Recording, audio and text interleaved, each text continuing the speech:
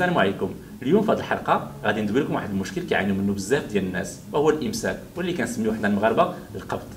هذا القبض عاده كنلاحظوه عند الناس اللي ما كيشربوش الماء بزاف، ولا ما كيمارسوش الرياضه، ولا الحركه عندهم قليله. وعاوتاني كنلاحظوه عند الناس اللي ما كياكلوش الماكله اللي فيها الالياف بحال القطاني، ولا اللي كيكثروا من اللحم. وعاوتاني كنلاحظوه عند عيارات الحملات، ولا ملي كنبدلوا النظام الغذائي ديالنا ولا الوقات ديال الماكله.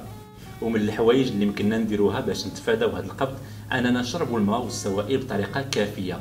الانسان العادي خاصو يشرب من لتر ونص حتى 2 لتر في النهار، ونحاولوا نمارسوا الرياضه بطريقه منتظمه، خصوصا المشي 30 حتى 45 دقيقه على قدر الاستطاعه. والماكله ديالنا تكون متوازنه، فيها الخضار والفواكه. الخوخ المجفف هو معروف من المسهلين الطبيعيين. ونتجنبوا القهوه واتاي المشروبات الغازيه لانها كتكثرنا من البول وكتسبب لنا في القبض. والقبض راه يمكن له يوقع لاي واحد فينا.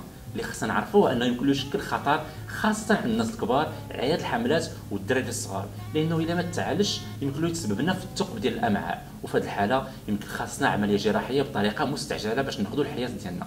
وحاجه اخرى، هذا الامساك ولا هذا القبض راه يمكن له يكون واحد من الاعراض ديال بعض الامراض. داكشي علاش ما خاصناش نستهنوا به، خصوصا الا طول فينا. خاصنا نمشيو عند الطبيب المعالج باش يقول لنا واش داك القبض محتاج شي دواء ولا لا. وفي الاخر اسم كاع الطاقم ديال البرنامج كنشكركم على المتابعه، وبلا ما نوصيكم الى عجبتكم هذه الحلقه بارطاجيوها باش ناس اخرين يستافدوا. كان معكم الدكتور سي محمد الزعري جابري. نتلاقاو في الحلقه الجايه ان شاء الله.